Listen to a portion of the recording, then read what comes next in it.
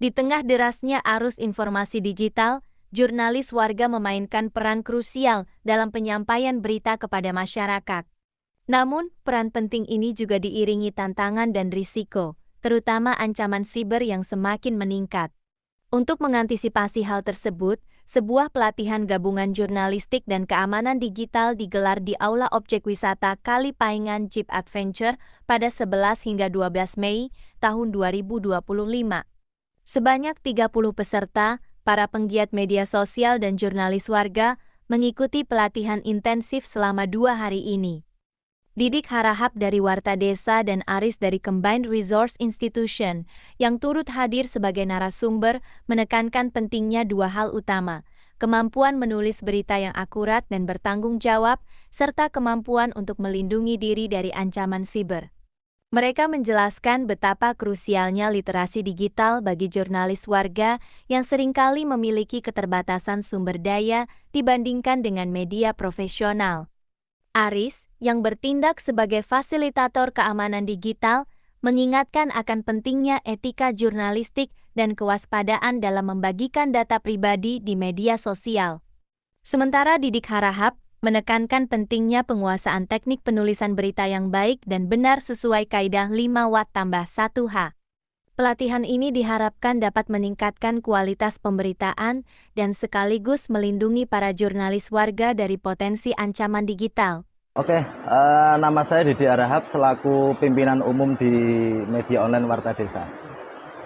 Ya, jadi kegiatan untuk siang hari ini kita melaksanakan dari hari kemarin, yaitu Minggu dan Senin, itu temanya pelatihan jurnalistik dan keamanan digital. Jadi ini untuk para penggiat-penggiat media sosial dan juga para jurnalis-jurnalis warga, juga teman-teman dari media yang ingin mungkin bergabung dalam pelatihan jurnalistik dan juga keamanan digital. Seperti itu. Alasan mengangkat tema ini apa, Pak? Ya, yang pertama untuk pelatihan jurnalistik tentunya kita akan melatih konsep-konsep dasar bagaimana teknik penulisan berita yang sesuai dengan 5W1H. Terus kemudian kalau untuk keamanan digital, ini sebenarnya bukan hanya untuk kita para aktivis atau teman-teman yang berada di lapangan, tapi juga untuk masyarakat secara luas, bahwa di era teknologi yang sekarang ini semua serba digital, kita menggunakan semua smartphone, itu rawan dengan pencurian data dan juga penyalahgunaan yang berkaitan dengan digital, seperti itu. Terkait tadi ada sedikit materi tentang kondisi potensi dampak dari peliputan atau jurnalistik warga itu. Tanggapan Bapak seperti apa? Ya, kalau berkaitan dengan dampak, itu memang sebuah resiko di dalam pekerjaan. Menurut saya, pekerjaan apapun, itu pasti ada resikonya. Lebih-lebih lagi, teman-teman yang ada di lapangan, dalam hal penulisan berita, dalam hal ini jurnalistik, tentunya itu resikonya sangat besar. Kenapa demikian? Karena itu bersinggungan langsung dengan berbagai pihak. Mungkin seperti itu, Mas. Dampak yang paling utama itu mungkin ada dampak secara psikis, fisik, dan lain sebagainya. Ya, harapan secara luas dari para peserta ini dan mungkin kedepannya ingin selanjutnya seperti apa? Untuk harapan para peserta untuk pasca pelatihan jurnalistik, harapannya peserta itu dapat mengeksplor kemampuan diri mereka, dapat mulai berpikir kritis berkaitan dengan kondisi yang ada di sosial, yang ada di lingkungannya, dan harapannya bisa menyuarakan suara masyarakat yang itu tentunya dari hati nurani para peserta pasca pelatihan tanpa ada motif, tendensi, dan lain sebagainya. Terus kemudian kalau harapan dari pelatihan digital, dengan pasca pelatihan digital, keamanan digital ini, harapannya para peserta bisa memberikan edukasi kepada masyarakat secara luas bahwa pentingnya keamanan digital. Karena kalau dulu ada istilah mulutmu adalah harimaumu, kalau sekarang istilahnya berubah menjadi jempolmu adalah harimaumu. Dari tangan kita itulah bisa menjerumuskan diri kita berkaitan dengan keamanan digital. Seperti itu.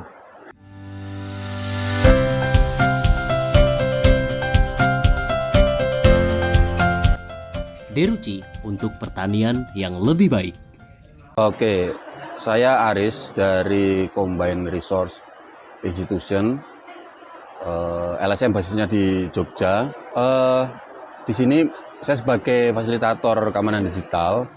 Jadi intinya sebenarnya bukan melatih, tapi mengenalkan aja dulu, mengenalkan. Terus kemudian apa ya istilahnya kayak biar teman-teman waspada. Terus tahu apa yang harus dilakukan. Karena kita nggak pernah tahu kapan akan terjadi serangan digital. Tapi kalau melihat trennya, jurnalis itu salah satu kelompok yang disasar dalam semua insiden keamanan digital. Jadi memang nggak ada salahnya kita untuk siap-siap. Mungkin tidak dalam waktu dekat kita akan dapat serangan digital, tapi kalau persiapannya sudah agak lama, sudah matang, ketika terjadi serangan kita bisa merespon dengan lebih siap gitulah intinya. Ya, untuk isu yang dibahas pada sesi diskusi di acara ini yang paling menarik menurut Mas gimana? Ya, kalau bukan yang paling menarik, tapi menurut saya yang paling krusial ya buat para jurnalis ya, terutama terkait dengan kerja-kerja mereka. Jadi terutama jurnalis warga. Jurnalis warga itu kan